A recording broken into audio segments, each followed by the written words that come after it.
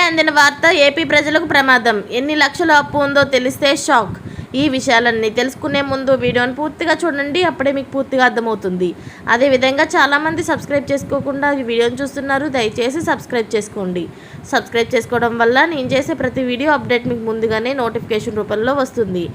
అదేవిధంగా లైక్ చేయడం మర్చిపోతున్నారు, దయచేసి లైక్ చేయండి. లైక్ చేయడం వల్ల ఇటువంటి ఇంపార్టెంట్ ఇన్ఫర్మేషన్ చాలామందికి రీచ్ చేసిన వాళ్ళు అవుతాం. ఇక లేట్ చేయకుండా వీడియోలోకి వెళ్ళిపోదాం. ఏపీ అప్పులపై బీజేపీ ఆంధ్రప్రదేశ్ రాష్ట్ర ముఖ్య అధికార ప్రతినిధి లంకా దినకర్ సంచలన వ్యాఖ్యలు చేశారు.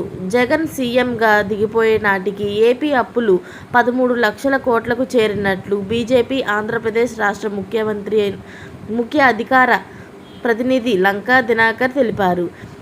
వీటిలో బడ్జెట్ రుణాల కింద 5.50 లక్షల కోట్లు, అలాగే బడ్జెట్ ఇతర రుణాల కింద 7.50 లక్షల కోట్లని చెప్పారు. వీటన్నిటికీ కలిపి రోజుకు 250 కోట్లు వడ్డీ చెల్లించాల్సి ఉంటుందని పేర్కొన్నారు. జగన్ ప్రభుత్వం చేసిన ఆర్థిక విధ్వంసంలో ఏపీ పరిస్థితి ప్రమాదంలో పడిందన్నారు. ఇలాంటి లేటెస్ట్ అప్డేట్స్ అన్ని మీరు ముందుగానే పొందాలి అనుకుంటే ఛానల్ని సబ్స్క్రైబ్ చేసుకోండి. అలాగే పక్కనే ఉన్న గంట సింబల్ని క్లిక్ చేయడం మర్చిపోకండి. Thanks for watching, friends.